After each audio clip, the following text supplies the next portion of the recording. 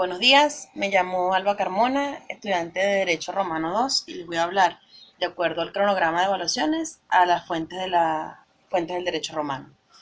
Se denomina fuente del derecho romano a todo aquello que origina el nacimiento o la aplicación de una norma.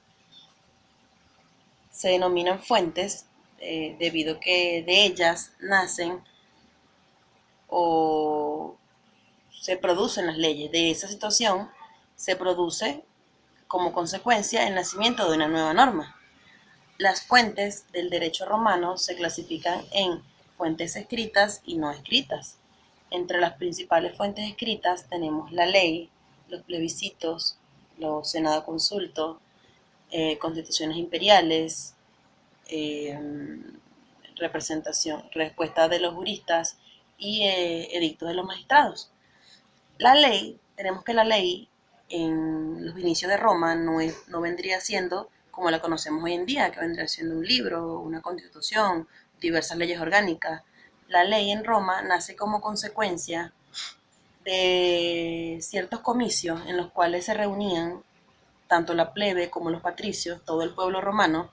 Eran comicios que se realizaban regularmente, en los cuales se llegaban a acuerdos sobre diversos temas de interés de toda la población de Roma, y de esos comicios nacían como resultado la lex, que vendría siendo la ley, que luego sería aplicada a futuro. También tenemos lo que son los plebiscitos, que son los comicios de ciudadanos romanos que también se realizaban, en los cuales participaban, vendría siendo la plebe, más no los patricios, porque vendrían siendo de, como su nombre lo indica, plebiscito de la plebe, de las personas menos desfavorecidas de Roma. En los plebiscitos se decía que en Roma mandaba el pueblo, es decir, la plebe. También tenemos la Senado Consulto, que son resoluciones emanadas del Senado, pero no, esas resoluciones del Senado eran directamente, en ellas intervenía directamente el emperador de Roma. No, el Senado no podía emitir una resolución sin haber tomado en cuenta antes o ser decisión del emperador. De igual modo, se encuentran las constituciones imperiales, que son aquellas decisiones o son decretos emanados por el emperador. Ulpiano sostenía de que las constituciones imperiales eran facultades que le otorgaba al pueblo, al emperador, al ser elegido.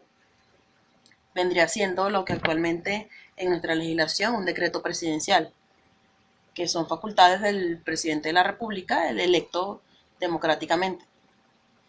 De igual modo, tenemos lo que son las respuestas a los juristas, la cual consistía en que en determinada situación se consultaba a diversos juristas de la ciudad sobre alguna querella en particular, y la resolución que se emanara de esa situación debía ser tomada obligatoriamente por el juez en situaciones similares futuras.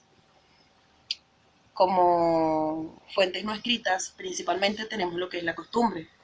La costumbre es la fuente no escrita por excelencia de todas las ramas del derecho en sí. Vendría siendo los patrones de conducta que se repiten en la sociedad y que con el tiempo se toman como patrones de ley para los problemas futuros. Se aplica lo que ya se ha venido aplicando, es decir, en un problema de linderos, al principio se tomó una decisión, los siguientes problemas posteriores que tengan que ver también con linderos se van a regir o se tomará en cuenta los parámetros que rigieron la primera decisión, que vendría siendo la primera decisión que tomó el juez. ¿No? Eso es todo.